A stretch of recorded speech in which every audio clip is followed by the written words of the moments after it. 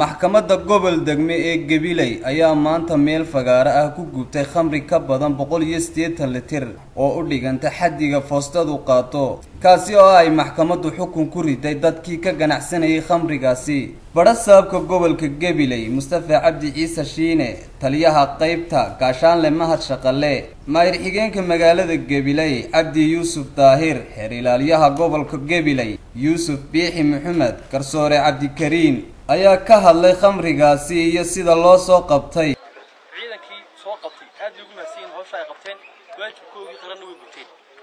anagu haddaan maxkamadaan hanay talaabo kasta oo ku waajibtay dadka falka noocaas lagu soo qabto waxaanay ku gudanaya diyaarka hadiya habeen soo jeeda sidii u qaban lahaayeen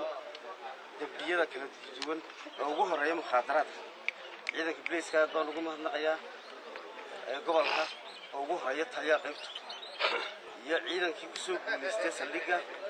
allay baday oo heegan adag ka galay sidii khamriga ku soo qaban lahaayeen eedaysanayaashii labadii eedaysanayaal khamriga lagu soo qabtay iyo gaarigoodii waxaa lagu xukumay sida uu dhigayo qodobka afraad xeer lambar 21 xeerka la dagaalanka mukhaadaraadka 2002 waxaan u sheegayaa dadka ka ganacsada waxyaabahan uu khabaiska in wadooyinka aad mari jirteen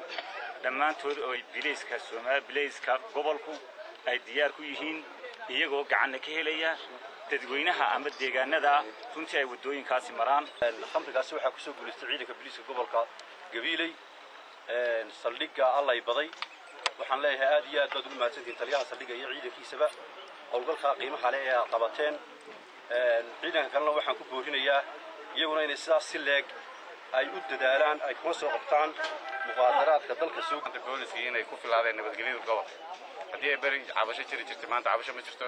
runtii taliyayaal firfircoon oo taliyaha qaybta iyo taliyayaal saldhigga firfircoon ku noo soo bedelay waan uga mahadcelinaynaa waxaan sidoo kale u mahadcelinayaa hay'adaha garsoorka xilaalinta iyo maxkamadaha hadday xilaalin tahay iyo hadday maxkamadaba tahay labadabana anigana maaragtay inta ay soo ogeysiyaan wixii dhib hor taagan iyo wixii cabasho ay qabaan iyana uga mahadcelinayaa runtii nimanka dhalinyarada garsooraha inaag joogay maanta xukun gaadho ka mid yahay gudoomiyahooda ka mid yahay ilaaliyaha gobolka ka mid yahay nimanka dhalinyarada runtii aad baan uga mahadcelinayaa Zikriye Raage Royal TV Gabiley.